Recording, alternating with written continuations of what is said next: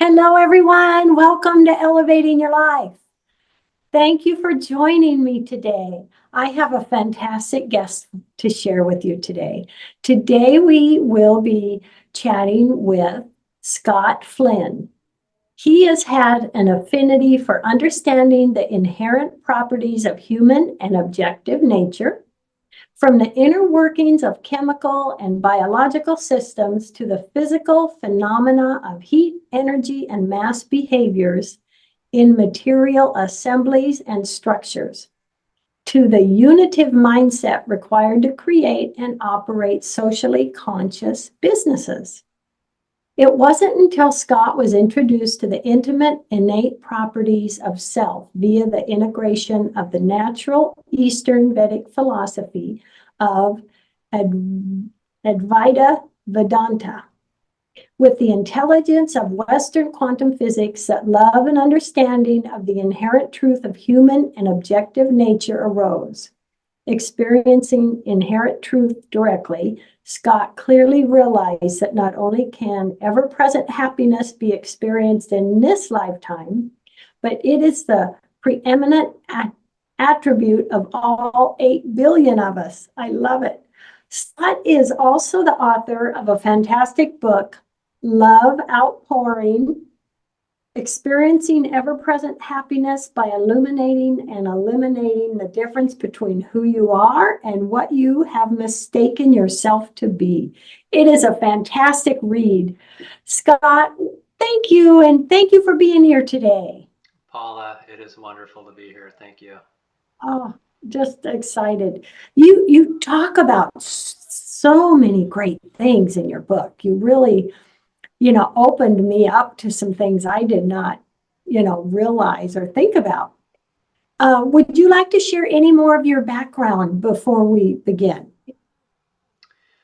I think that mouthful that you led with is plenty. This really isn't about who I was as a person and what I did in my career, so to speak, to get here. It's actually a bit different than that. It's the career path that I chose was not working for me. In fact, it led to a lot of suffering and fear and anxiety, which led to this path of enlightenment, this path of self-realization that I ended up writing this book about, and I share with people from around the world. Oh, I love it. I love it. Well, in the book, I know you share a lot about what's called non-duality, also known as Advaita Vedanta. For those that have not heard that term, non-duality, tell us about that, Scott. Non-duality is the English word for the Indian philosophy of Advaita Vedanta, just like what you mentioned. Advaita literally equates to not two. So non-duality or non-dual, and Advaita, not two. And then Vedanta is a philosophy. It's a philosophy or a way of being. So Advaita Vedanta, or non-duality, is a way of oneness, you could say. And in this message, Advaita states that there's only one substance in all of totality. And this one substance is you, yourself. And if you know yourself, then you know all of creation. And in all of this creation is only the presence of peace and beauty and contentment and fulfillment. So it really goes back to the ancient phrase of know thyself. When you know yourself, you know the beautiful qualities that we're so feverishly out in the world trying to find. Yeah.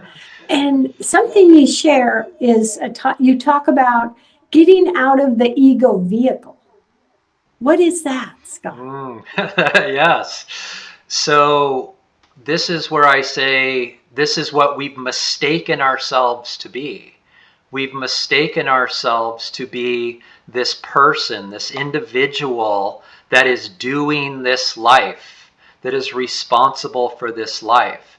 Everything that we know in our life comes back to the I. I am a male. I'm an American. I am a cyclist. I am a father. So on and so forth. I own a home. I own bikes. Every single thing that we know in our life comes back to this I. And so in this message, we start to realize that if we turn our attention away from all of these things we know in the world, back onto this I that we believe to be, we will start to see in our own direct experience that this I is non-existent. It's just not here. And what is here? Expansive awareness, yourself. Everything that you're looking for is what remains when you realize that there is no individual in here doing this. Wow. Yeah, it's pretty profound. I will let you know that out of the gate. This is a profound message. Yet, when you allow yourself to start peeking behind the curtains to see if this has any validity to it, you'll start to see that quantum physicists points to this, psychology points to this, neuroscience points to this, all the great religions point to this. Everything is pointing back to this one of yourself.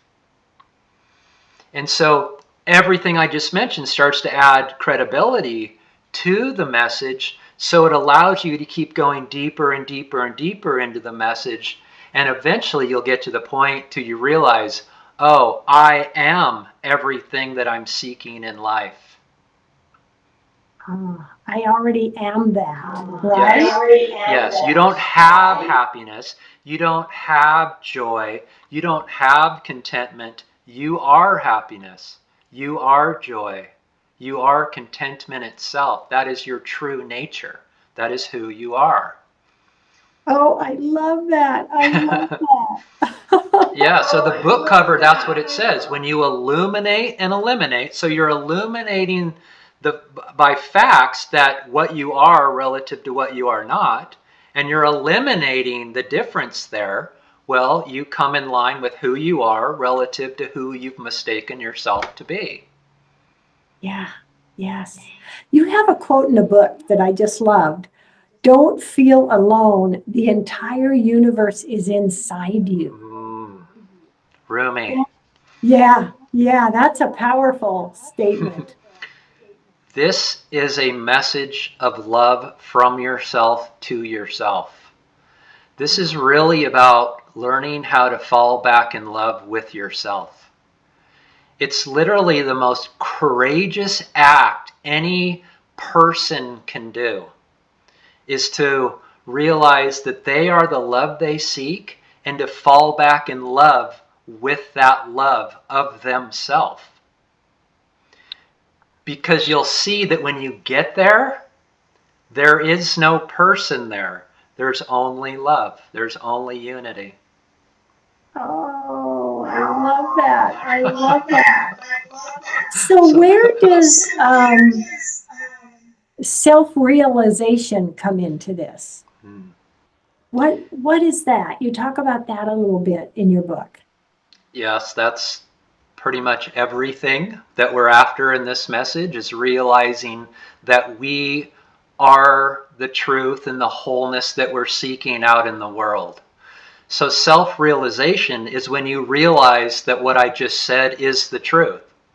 That yourself, capital S, not a small s, when the capital S, self, realizes that it is the truth, is what self-realization is.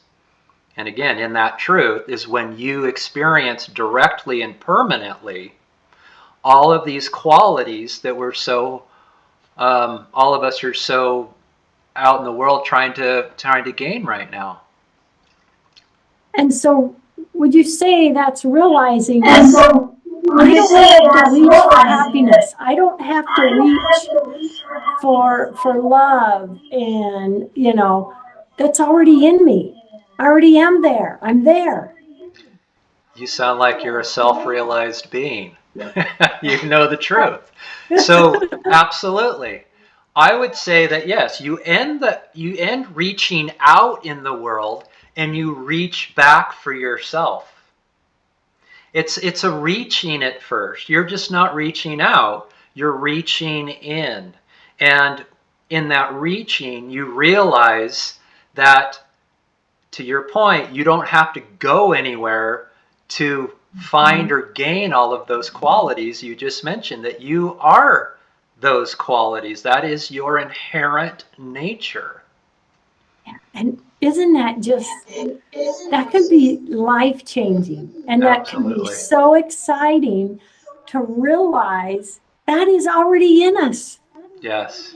We just need to, what would you say? Just remember. Allow it. Remember. Oh, I like that.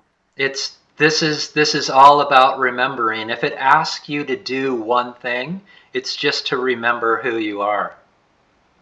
Oh, wow. Because this isn't, when you start to realize that this isn't it's not a religion, it's not science, it's not spirituality, it's not a thing, it's not a human constructed knowledge system. Because when you ask yourself, am I a human constructed knowledge system? Am I religion? Am I science?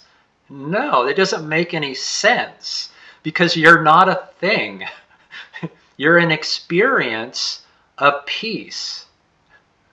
You're an experience of wholeness and contentment. So yeah, where it gets like profound, when you start to know this and experience this as yourself, you realize there's no place out in the world where you can go to find more happiness than you already are. Oh, I love that. I love that.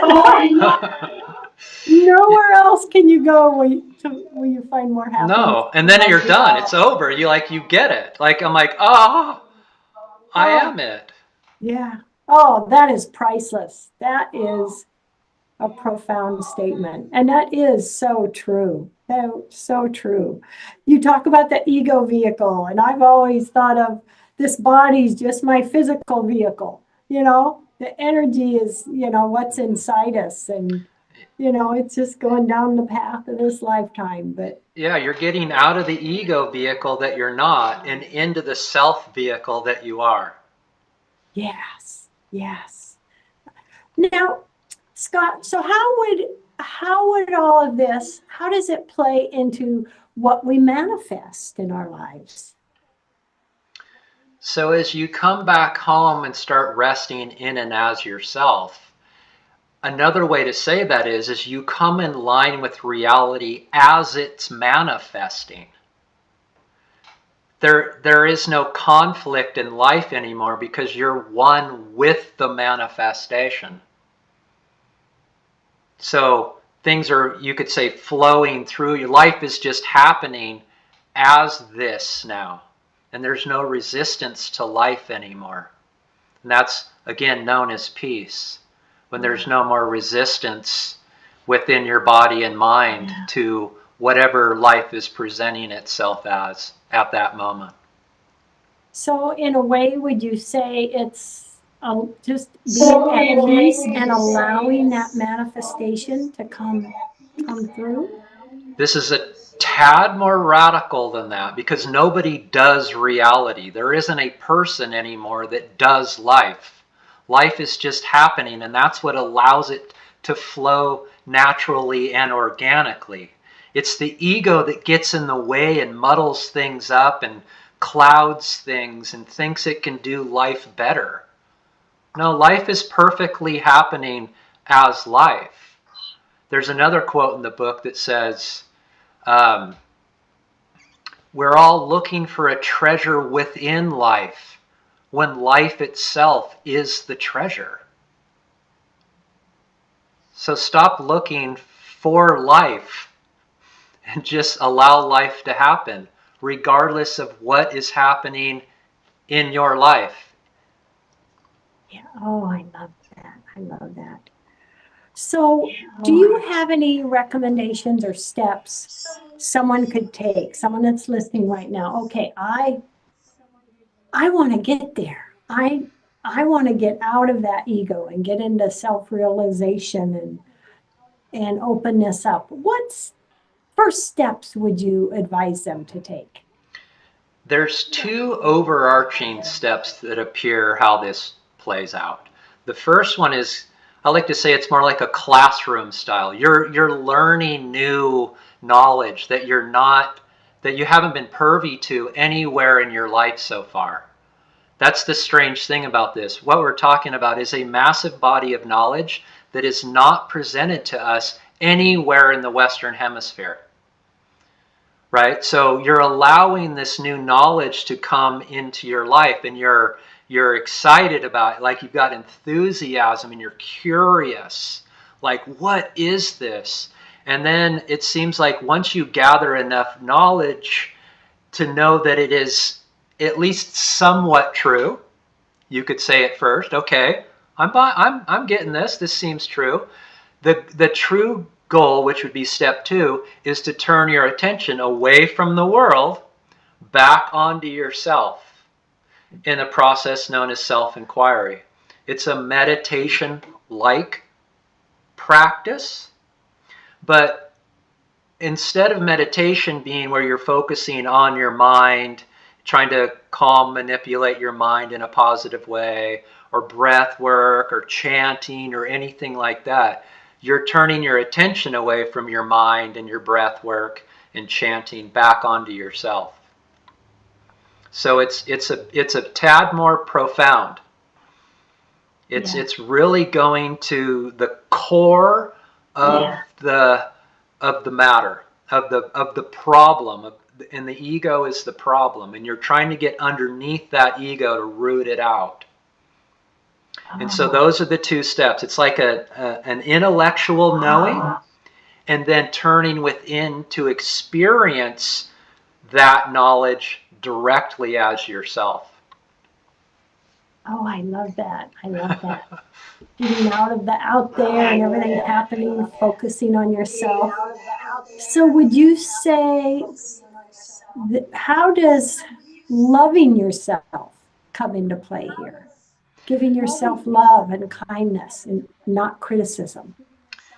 Because when you turn within and you experience what I'm pointing to here, even for a moment, a second, that you'll realize that you are the happiness you seek, and you fall in love with that happiness.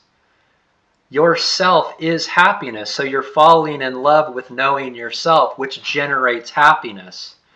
So there's almost like a love-happiness cycle happening. I love to know myself because knowing myself generates happiness. Therefore, I love to know myself because it generates happiness. And you could say it's in this love-happiness loop that you just fall in love with that. You long for that. So you might be at work, or you might be, shopping, and you're thinking, gosh, when I get home, I get to go hang out with myself because that is the most peaceful place I've ever experienced. Oh, I love that. I love that. Oh my goodness. And, would you say in that loving yourself is also giving yourself things that you enjoy and, just things that make you happy? Happiness is only experienced from within. There's nothing in the world, there's no object that contains an experience of happiness that you then add to yourself. Yeah. That's the misperception. Gotcha. Right? We think that, we get a new car. We're happy, we got a new car. But eventually that new car sensation wears off, and we're off trying to find the next new car. Yeah. Right? And so we go through what is known as samsara, these ups and downs of happiness and unhappiness. I have a new car, the new car wore off. I went to go, travel, hey, the traveling's over. Yeah. Anything like this, it ends that cycle of suffering. So how does it work for, like, for example, myself? I love my favorite music. I love, dancing to my favorite music, listening to it. Mm-hmm. So does that work in the happiness, in the cycle of, or is that ego, or, is it good to treat ourselves to those kind of things? Life is treating itself to itself. So when you come in line with things like you just mentioned, dancing, singing, Mm-hmm. and you are experiencing the joy out of that, that means you're in line with your reality. There's no resistance to you when you're dancing and singing. That's the sign that you're in line with what you're supposed to be doing at that moment. Oh my goodness. Wow, that is fascinating. Yes, it is. How cool. How cool. Oh my gosh. Scott, what triggered you to write this fantastic book? And, you've obviously, love all of this, and you have so much wisdom. What triggered you to write this book and give that to us?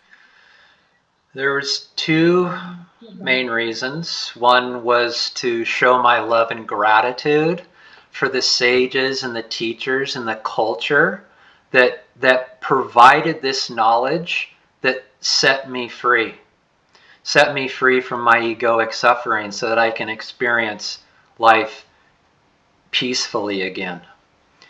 And the main reason I wrote it is for the reader, so that they can hear a bit about my story, and then the rest of the book is all about trying to point you to this message of yourself.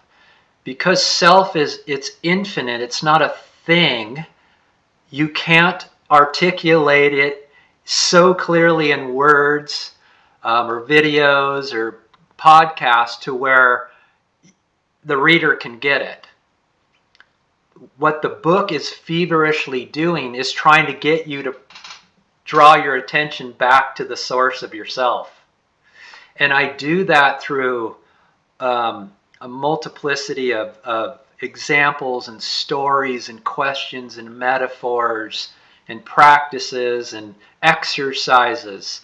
The book is literally just feverishly trying to get you to turn your attention within, to experience the joy that the book says you will experience when you know yourself. And that really does, how you worded it, put us in the awe of life.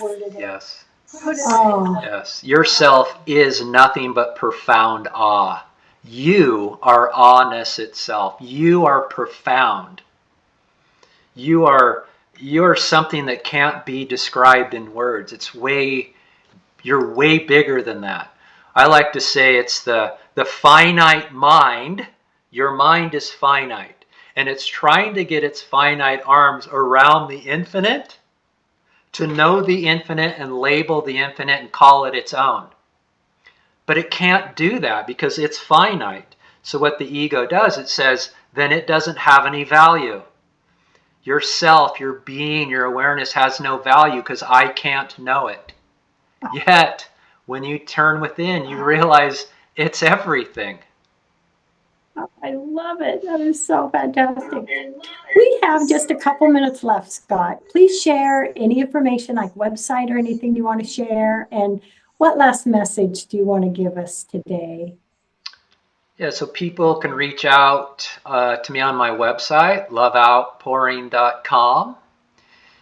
And they can sign up for free one-on-one non-duality sessions with me where I do exactly this, just one-on-one. And I meet people where they are along the path and try and pick them up there and help them move forward. I've got over 250 videos on YouTube where the channel is at Love Outpouring. My final message would be that we perceive the world as we experience ourselves.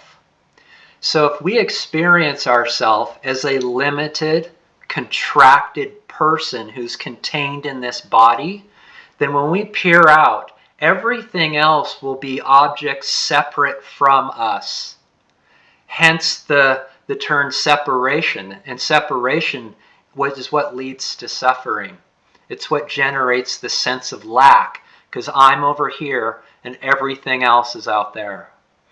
But if you experience yourself from the oneness of yourself, then when you peer out in the world, because there's only one, you're peering out onto yourself, and there's no separation there. There's only unity. And in that unity, peace is experienced.